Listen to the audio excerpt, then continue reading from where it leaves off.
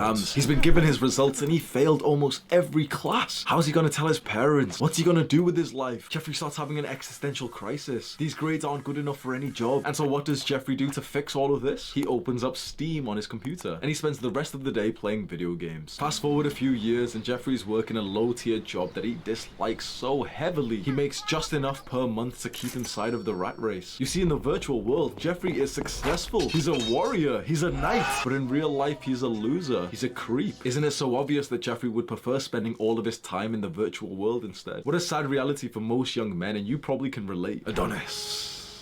Adonis has built up a fantastic life through hard work, discipline, and consistency. Adonis was promoted to become the tribe leader. That level of responsibility and leadership feels so incredibly fulfilling to him. Adonis lives the ultimate male life. He lives the life that all men, whether or not they have the confidence to admit it, actually want. And that's because Adonis reserved all of his brain power, his energy, and his time for his accomplishments in the real world. Adonis has noticed more and more young men being consumed by these weird rectangle screens. It's strange. Why do they grind in these video games when they could grind in real life? You and I both know it's an absolute fact that video games attract losers. The truth is that something has to be lacking in your real life to be sucked into video games. Now take a second. The majority of video games are targeted towards the young male population. What do the majority of young men in schools, colleges, universities, or low-end jobs, what do they lack? They lack intimacy, love, sex, relationships. They lack status. They lack a feeling of brotherhood and connectivity and friends. And they lack feelings of accomplishment, feeling successful. Video games offer all four of these things in a very quick manner. These things that young men want can take years, even decades to get. But in a video game in the virtual world, you can get feelings of these in just a few hours. Do this right now. Use your empathy to really feel what like a young man, like some 18-year-old man, feels when he's drawn into video games. He feels inadequate in the real world, like things are missing. But then he's offered this virtual world where he can get everything so quickly. And so he plays the game and he plays for a few hours and it feels so addictive. His dopamine's being spiked and he feels so happy and he feels so proud and so excited. He spends 3, 4, 5 hours playing this video game, and now when he logs off for the day, his life is kind of worse. He just spent 5 hours sat down on his crusty black computer chair. He ate shit food like snacks whilst he was gaming. He had important work to do which he's procrastinated on. Now technically all of those negative things should really make him feel so motivated to say, okay, I'm not going to play video games, I'm going to focus on the real world. But what seems to happen to a big percentage of men is that those extra pressures, like, oh, they've procrastinated from their work today, actually draws them back to the video game because it's so comfortable, till eventually his life in the virtual world is so much better than his life in the real world. In the video game, he's a dragon slayer. He has a clan of people who rely on him. But in the real world, he works a shitty job and he doesn't like his life. So it can be so easy for this young man to just start spending all of his time in the virtual world. And this is probably what you've experienced yourself, because we're talking about this young man, but the young man is you. The young man is me. When you put a face on the consequences of video games, it starts to get quite dark because you realize that the motivation that you've had to achieve something with your life, to level up, to get ready to become a father, to provide and protect for your family, that motivation has been stripped away from you and redirected into video games. And the Jeffreys around you will try and convince you that, no, you're the problem. It's your fault that you get addicted to them. They've been made to be addictive. It isn't your fault that you're addicted to video games because they've been carefully designed to be addictive. You're the victim here. And then the Jeffreys might say, oh, well, if you just play 1 hour a day, then it's okay. It's never 1 hour. Come on, if you've been a video gamer, you know 1 hour is not enough. You know that it takes like 5-10 minutes to even like get inside, like get into the game. And you have to wait 20 minutes for your dumbass friend who's making food. No one is playing 1 hour a day. Answer this question right now. Do you want to become successful? Because if you do, there's one thing that you really need to start implementing: long-term thinking. Don't think about the outcome of just today. Think about where your life will be 5-10 years down the line when you make that decision. Visualize yourself quitting video games and see where the trajectory of your life would go. It would change so significantly. You would save so much time, but also like mental energy to put in more productive things. Now visualize. I can listen to this guy.